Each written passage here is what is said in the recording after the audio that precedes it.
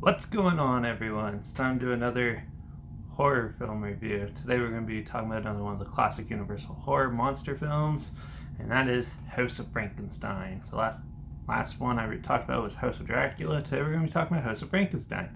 It was released by Universal December 1st, 1944, and it was written by Edward E. Lowe and produced by Paul Malvern and directed by Earl C. Kenton, who's also done like The Ghost of Frankenstein, House of Dracula, the previous film I talked about, The World of Abbott and Costello, She Asked for It, and a whole pile of other films.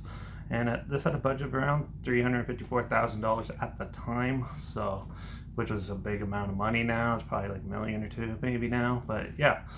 So House of Frankenstein. So this story follows a sideshow entrepreneur type person who runs a house of horrors with this hunchback helper slash driver, and then they acquire Dracula's coffin. So he's been going around showing he has Dracula under like his control. So he goes and shows him off at like these like expositions and stuff. And amongst their travels, they come across the town of where Frankenstein the Wolfman fought, and Frankenstein meets the Wolfman, and they uh, learn about like Frankenstein's monster and what happened at the castle. So they um, go and try to find the secrets in the ruins of the castle. And then, amongst doing that, they unfreeze the Wolfman, Lon Chaney Jr., who is still trying to find a cure for it. His like Wolfman thing, curse. So he asked him to help him out, and yeah. So then after that, they resurrect the monster and turn their back on the Wolfman, which then turns to a fight, and then Frankenstein's monster ends up like carrying out the final blows and teaching, basically killing off um, the entrepreneur. So yeah, it's a fun little horror mashup film. Um, yeah, it's called House of Frankenstein because it happens in the castle basically, but that's only for like the last 20 minutes. And for the most part, you're with the hunchback and the sideshow performer, entrepreneur guy for most of the film, and them dealing with their day-to-day struggles. And that's good. You get to know the characters a lot. They're not really sympathetic though. The only one you feel sympathetic for is the hunchback driver who gets pushed around and gets to do all the evil work for the most part. And when he finds a love interest, he basically it goes well, and you're like, oh yeah, you're feeling good. But then all of a sudden, the Wolfman meets her, and falls in love with her, and she falls in love with him. So it's kind of like a weird love triangle going on in the middle of the film too. It's still fun. You only get to see Dracula for the first little bit in the beginning, and a little bit of Frankenstein in the end, and then like halfway through the movie, you get to see the Wolfman for a bit. But for the most part, it's your typical Frankenstein style story. It's like all the myth and legends and townspeople freaking out about it.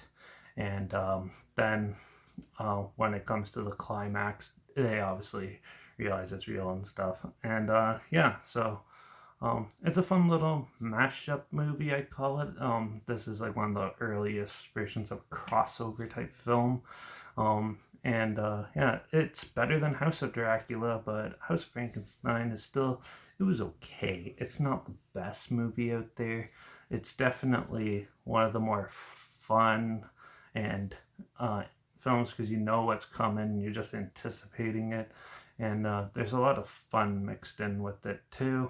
But yeah, but for the most part, it's still a little dull, I'd say. We could have done more with the monsters and stuff because every time they're on screen, they're only on screen for a few minutes. And yeah, when you want to see a film like this, it's like you want to see them a little bit more. But other than that, it's still pretty decent. Cinematography, the acting, and all that is pretty good, and it's still a good film for this franchise. So yeah, and it's still a good classic film. So yeah, with all that being said, I think a suitable rating for this film would be probably a 4 out of 5. It's not the best, but it's definitely not the worst. So we'll see what that is later on down the road. But yeah, House of Frankenstein is still a fun little mashup movie, as I'd refer to it. Yeah, so there's a trail link for it down below if it sounds like something you're interested in, or if you want to relive it, that's linked down below. Also, make sure you check out my Instagram, that's linked down below, where I post clips of films I'm going to review in the future. All my stories, the film title hashtag, and the subgenre film and the hashtag, so you're aware of it. Also, my Letterbox is linked down below at Derek P Reviews. That's where I post my first story right after watching the films. Follow me on one of those 2 platforms to stay in the loop. Like this video, share it so more people are aware of it. Comment your opinions of the film down below if you have any, and also if you have any films that you want me to review in the future, comment those down below too. I'll try my best to get to them as soon as I can, and if I can find them. And also, let me know what your favorite Universal classic monster film is if you have one. I'd love to hear your thoughts on those too.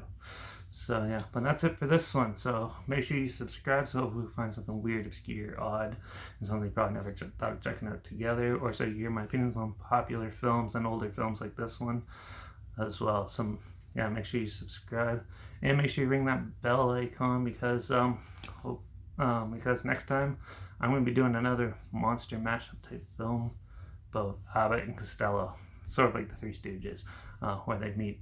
Abbott and Costello beat Frankenstein. So make sure you ring that bell and tune in next time for that one. But that's it for this one. It's just a quick little review. Not much to complain about. It's just a fun little adventure story mixed in with like the classic monsters. So yeah, definitely check it out if you haven't seen it. But till the next one, hopefully there's no crazy monsters roaming around your area. And I guess I'll see you all in the next one. So till then, cheers.